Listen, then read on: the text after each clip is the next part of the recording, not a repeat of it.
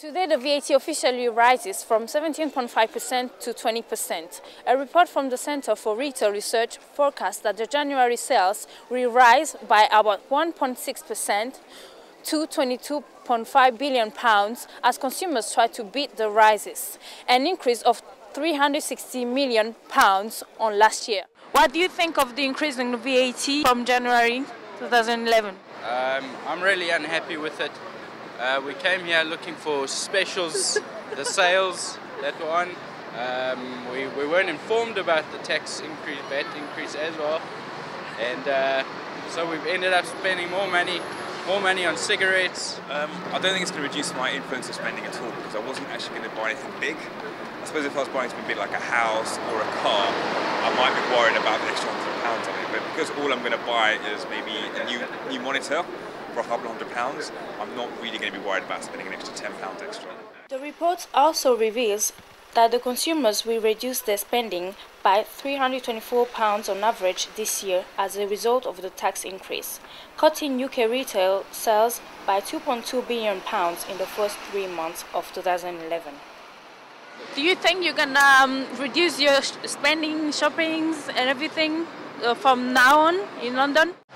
I think, again, because most of the things I bought weren't big items, big ticket items, I'm not really going to feel the effect that much. And I'm still going to spend most of my time shopping in Primark and Topshop, that kind of thing, where the VAT will be an extra, 20p, if even that. So I don't think I'll feel it at all. Yes. Yes, we just have to double up on our spending money. The question is really, what value are you getting from this VAT? It's going up 20%, but what is the general public actually getting from it?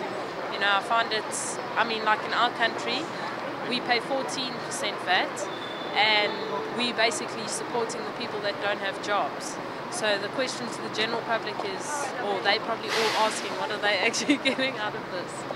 Yeah. I don't think it will put off many people from spending money. Actually, I think if anything, people will carry on spending the way they were in the first place. But I think for some businesses, for example, I read that companies like Starbucks are using the excuse of the VAT increase to put their prices up a lot more than the 2.5%. So I think that, the danger is that combined with the 2.5% means that inflation goes up and then we get increased interest rates.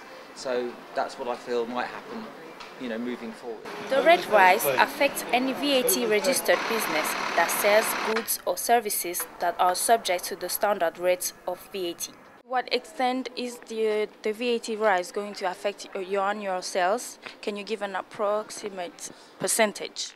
Well, basically, the VAT increase, it can affect our sales in many ways, because we sell a variety of different kinds of products with different sort of price ranges. So we've got our top end products and we've got our lower end products. So even if there's a rise in VAT, we can still capitalize on the opportunities to make sales by reducing our main cost of our products. So the VAT increase won't have a major effect on our lower end products, but will have a major effect on our higher end products. Yeah, we've changed all our leaflets and our flyers and our posters already to actually inform all our customers about the VAT increase, and all of our systems are updated automatically, so all our prices are changed practically overnight just with a system update. Most foods, children's clothing and books will remain zero rated, and reduced rates will remain on items such as children's car seats and supplies of domestic fuel and power. Yet, it appears that some companies seize the opportunity to increase their prices